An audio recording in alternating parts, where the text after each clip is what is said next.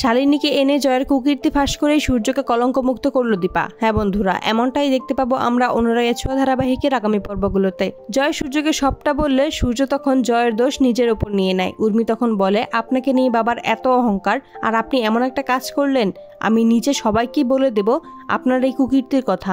দীপার কাছে এসে আজেবাজে কথা বলে উর্মি, বলে ডক্টর সেনগুপ্ত নিজেকে আদর্শ মনে করে, অথচ সে কিনা একজন চরিত্রহীন। এটা শুনেই দীপা রেগে যায় আর ঠাটিয়ে থাপ্পড় মেরে উর্মিকে বলে, তোর মুখে যা আসছে তুই তাই বলছিস, একবার ভেবে দেখিস না তুই কার সম্পর্কে কথা বলছিস, উনি তোর সম্পর্কে দাদাই হয়। উর্মি রেগে বলে, আমি সত্যিই বলছি নাকি মিথ্যে তুই একবার জিজ্ঞেস করে দেখ। সূর্য তখন বলে, দীপা উর্মি ঠিকই বলেছে, লাবণ্য আমারই মেয়ে। দীপা তখন সূর্যের কাছে এসে বলে, ডাক্তারবাবু আমি আপনাকে বিশ্বাস করি, আমি জানি আপনি কেমন, তাই শুধু শুধু আমাকে এসব মিথ্যে কথা বলবেন না। দীপা বুঝতে পারে কোনো একটা গন্ডগোল আছে। রূপা বাড়ি আসলেই সবকিছু শুনেই দীপাকে আসল সত্যি বলে দেয়। সবাই যখন সূর্যকে ভুল ভাবছে, তার চরিত্রের দিকে আঙুল তুলছে, তখনই শালিনী মিত্রকে নিয়ে হাজির হয় দীপা আর বলে, ডাক্তারবাবু চরিত্রহীন নয়, আর লাবণ্যর আসল বাবাকে সেটা এক্ষুনি প্রমাণ হয়ে যাবে। শালিনী সকলের সামনে আসতেই জয় ঘাবড়ে যায়। লাবণ্য মাকে দেখেই বলে, মা জানো, সূর্যকে দেখিয়ে বলে এটাই আমার বাবা। শালিনী বলে, উনি তোমার বাবা নয় লাবণ্য।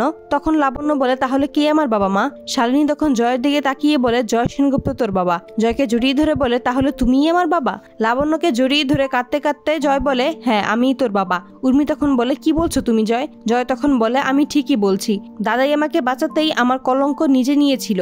তো বন্ধুরা, তোমরা এটাই তো চাও যেন এভাবেই যেন শালিনী মিত্রকে বাড়িতে এনে সূর্যকে যেন দীপা কলঙ্ক মুক্ত করে? কমেন্টে জানাও।